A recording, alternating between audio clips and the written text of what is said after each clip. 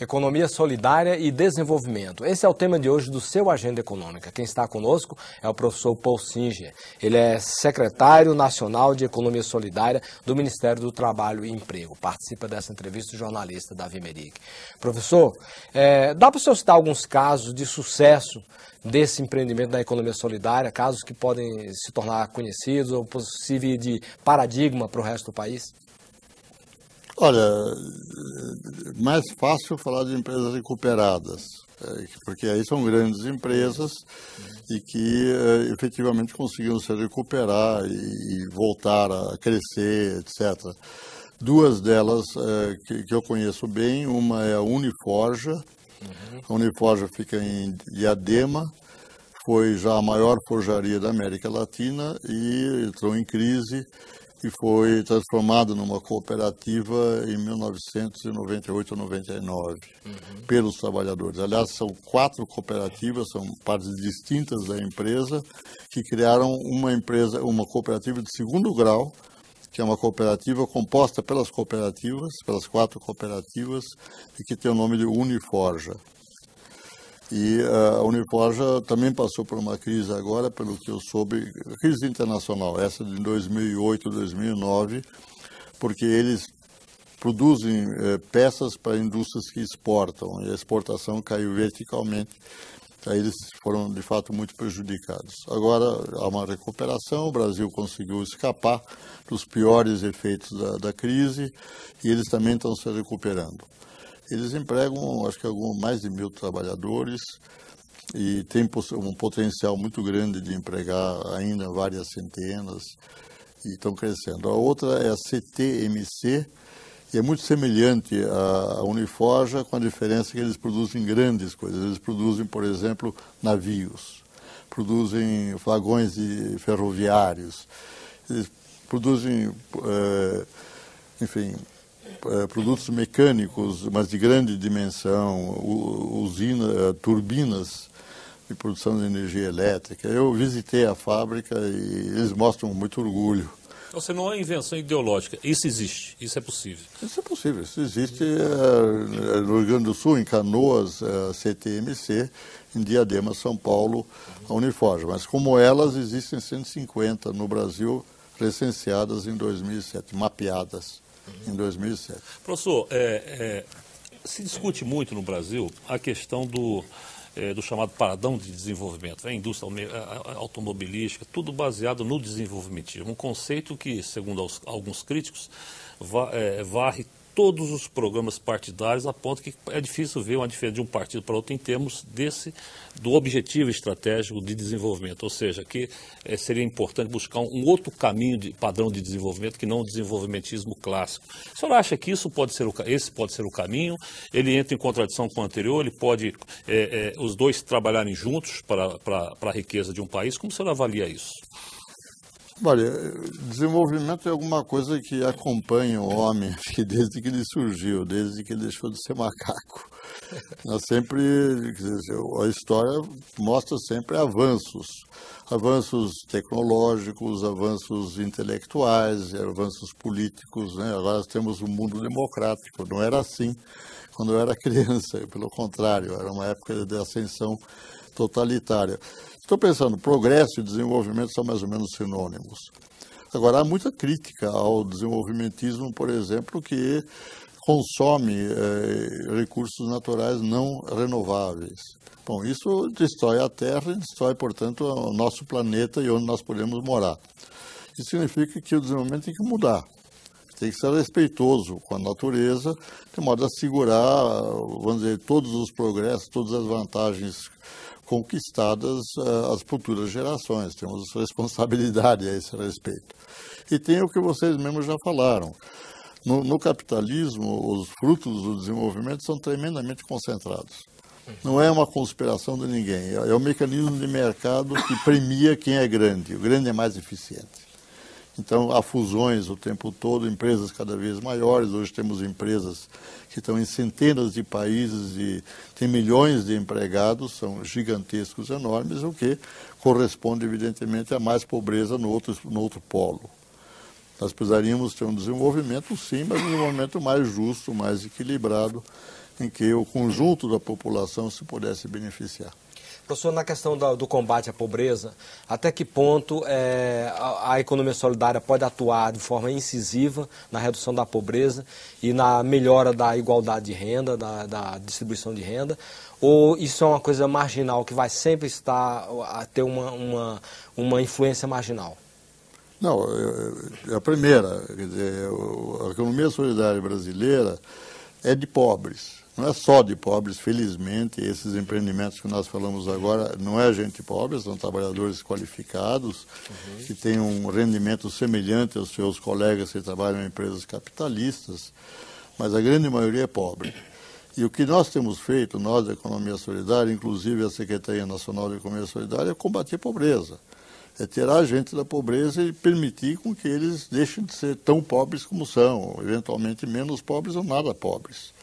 De modo que quando a presidenta Dilma Rousseff lançou a campanha de erradicação da pobreza extrema, a gente entrou nessa com maior entusiasmo, inclusive oferecendo o nosso conhecimento, nossa experiência. Nós temos experiência de combater a pobreza e consideramos de que essa experiência é válida. Não é a única, evidentemente, não estamos querendo dizer que só nós conhecemos. Nós conhecemos e oferecemos um programa de combate à pobreza extrema no Brasil, através do Ministério do Trabalho. O Ministério do Trabalho é um dos 6 ou 7 ministérios que vão estar ativamente desenvolvendo o programa da presidenta. E nós, como parte integrante do Ministério do Trabalho, temos uma parte desse programa. Professor, tecnologia, quando a gente fala em economia solidária, que tem, não que seja uma vocação, mas que tem uma presença forte na área agrícola, essa economia solidária, ela tem competência e capacidade para trabalhar uma tecnologia de ponta, para embutir valor agregado nos produtos, ou ela tem uma certa dificuldade de operar nessa área? Bom, a economia solidária em si mesma, ou seja, os trabalhadores, não tem nem tempo, nem possibilidades de desenvolver tecnologia, a não ser no próprio trabalho deles. Mas eles aí têm, quer dizer, ao operar a tecnologia existente, o trabalhador inventa coisas novas. Isso é uma experiência, eu diria, em todos os lugares, desde a Revolução Industrial. Então, nós chamamos isso de tecnologia social. Isso é um termo, tem uma rede de tecnologia social hoje no Brasil, nós somos parte dela, que combina o conhecimento ganho na prática com o conhecimento do laboratório. É claro que o conhecimento gerado na ciência, nas universidades, nos laboratórios, é importante, mas ela se alimenta do conhecimento prático que os trabalhadores mesmos geram ao enfrentar as dificuldades do seu trabalho.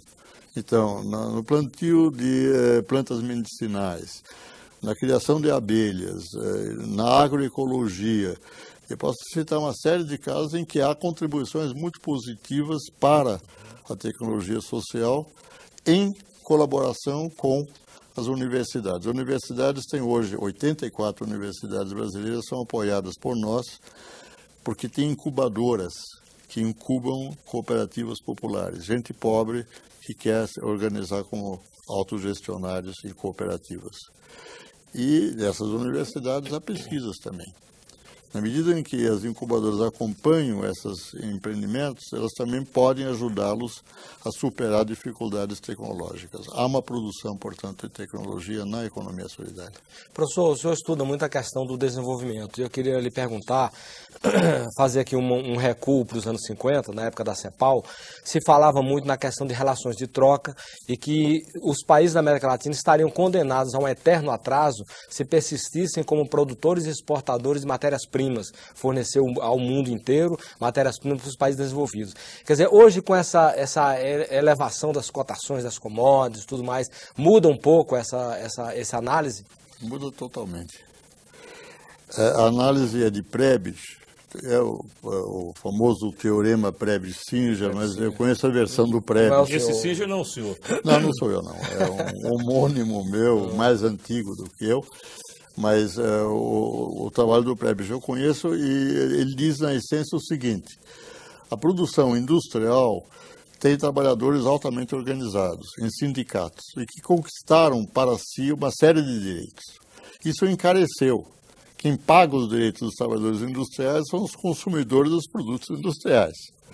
Agora, na agricultura é tudo camponês pobre. Ou é camponês ou é trabalhador agrícola para latifúndios, para grandes empresas que praticamente não tem direito nenhum. Na época que ele estava escrevendo, que é logo depois da Segunda Guerra Mundial. Hoje já tem também, os nossos trabalhadores agrícolas têm algum direito já. Se não todos, tem vários. Então, ele dizia o seguinte, tendencialmente, os produtos industriais sempre vão ficar mais caros porque os trabalhadores têm direito a participar dos benefícios do avanço técnico. E os produtos de matérias-primas vão ficar sempre baratos porque os trabalhadores dessa lado do mundo não têm essa possibilidade. Portanto, há uma piora nas relações de troca dos exportadores de produtos primários. Em que mudou? Em primeiro lugar, os trabalhadores agrícolas, não só no Brasil, mas em muitos lugares, adquiriram os mesmos direitos. Tem sindicatos próprios, tem férias, tem fundo de garantia, tem tudo que o trabalhador assalariado urbano já conquistou.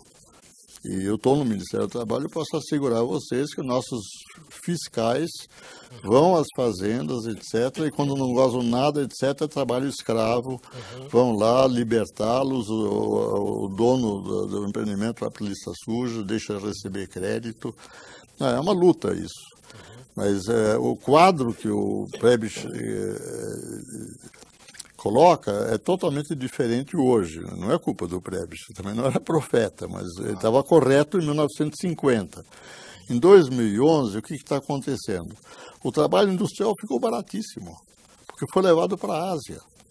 Onde é que se produz hoje a grande maioria dos produtos industriais? Na China, na Coreia, na Indonésia, enfim, em países em que, infelizmente, há muito pouco ainda dos direitos trabalhistas, muitos foram ditaduras, agora estão aumentando, inclusive na China há melhoras também dos salários e assim por diante. Mas é incomparavelmente mais barato do que eram. Por isso que os capitais todos largaram a Alemanha, Estados Unidos, Inglaterra e foram para lá. Então, eu diria que se inverteu a situação. Objetivamente, o Prebisch tinha absoluta razão na época que ele escreveu. Mas é perigoso para um país como o Brasil, por exemplo, ficar preso só nos produtos primários, agrícolas, com essa inversão? Essa inversão a longo prazo não pode se reverter contra a gente? Pode. Como já inverteu uma vez, eu não estou prevendo que vai, mas é claro que pode acontecer. Vamos dizer, no futuro imediato nosso, é provável que, vamos dizer assim, as matérias-primas continuem bastante caras, por uma razão simples. China e Índia, sozinhos, esses dois países, têm 1/3 da população mundial. 1 de cada 3 viventes nesse planeta ou é hindu ou é chinês. E eles estão crescendo a coisa de 9% e 10% ao ano. Os Estados Unidos estão crescendo a 2%, e olhe lá, quando cresce a 2%, o Obama faz uma festa. Então, agora, o teorema Singer-Prebisch inverteu mesmo.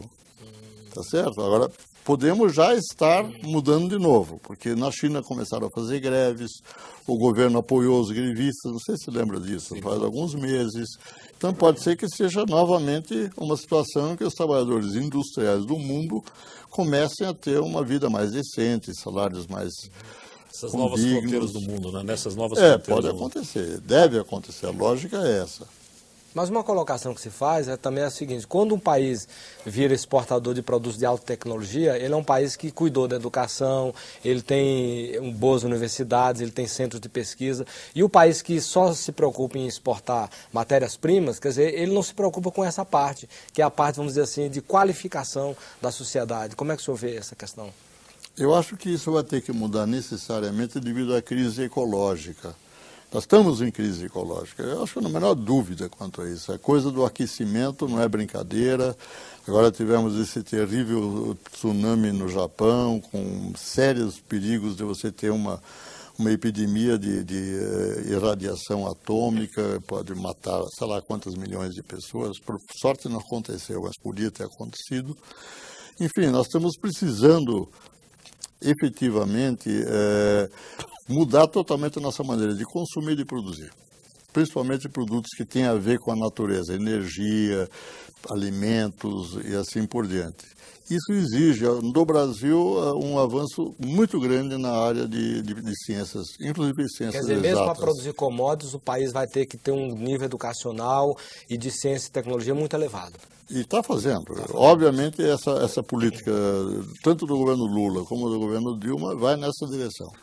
Eu me lembro a alegria do meu colega Sérgio Rezende, que era o ministro de Ciência e Tecnologia, ainda no último mandato do presidente Lula, e dizendo com muito orgulho, acho que o orçamento dele, se bem recordo, triplicou em 4 anos. E triplicou porque era necessário. Ele conseguiu. E Lula, que não tem diploma de curso superior, efetivamente foi um dos presidentes que mais investiu em educação tecnológica, ciência e tecnologia. O senhor é da Secretaria de Economia Solidária e, portanto, acredita na atividade da economia solidária. O senhor teria condições, o nosso programa já vai chegando ao final, traçar um cenário aí para a economia solidária nos próximos 10 anos, por exemplo? Como o senhor analisa a perspectiva dela aí nesse período? Tá? Essa pergunta ninguém me fez, viu? É a primeira vez. Vamos ver se eu consigo responder isso de uma forma sensata. Eu acho que a economia solidária vai crescer e vai sofrer uma mudança nesses próximos 10 anos devido à melhora geral das condições no Brasil. O Brasil está num momento muito bom. Tem muito menos miséria hoje do que há 10 anos atrás. Isso é sabido. Por isso que a Dilma pôde colocar ousadamente esse objetivo, erradicar a extrema pobreza no país. Ninguém pensava nisso há 20 anos atrás. Como está tudo melhorando, nós vamos, digamos, ter mais gente optando pela economia solidária porque não quer ser assalariado, não quer ser subalterno, não quer ter que obedecer sem pensar, que é a condição hoje, pelo menos, do assalariado.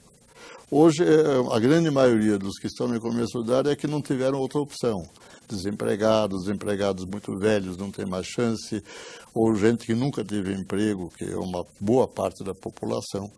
Eu estou prevendo que, vamos dizer assim, os participantes da economia solidária, uma nova geração que vem aí agora, talvez uma parte boa dela seja de optantes, que teriam possibilidade de ter emprego, mas optam para ter autoemprego, autônomo.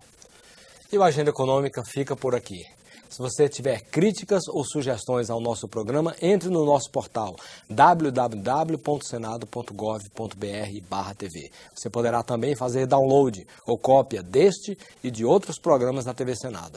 Para saber mais sobre economia solidária, entre no portal do Ministério do Trabalho e Emprego, www.mte.gov.br. Nós agradecemos a entrevista e as informações que nos foram prestadas pelo professor Paul Singer, secretário nacional de Economia Solidária do Ministério do Trabalho e Emprego. Agradecemos também a participação do jornalista Davi Meric. A você de casa que nos acompanhou, muitíssimo grato pela sua audiência. E até o próximo Agenda Econômica. Até lá.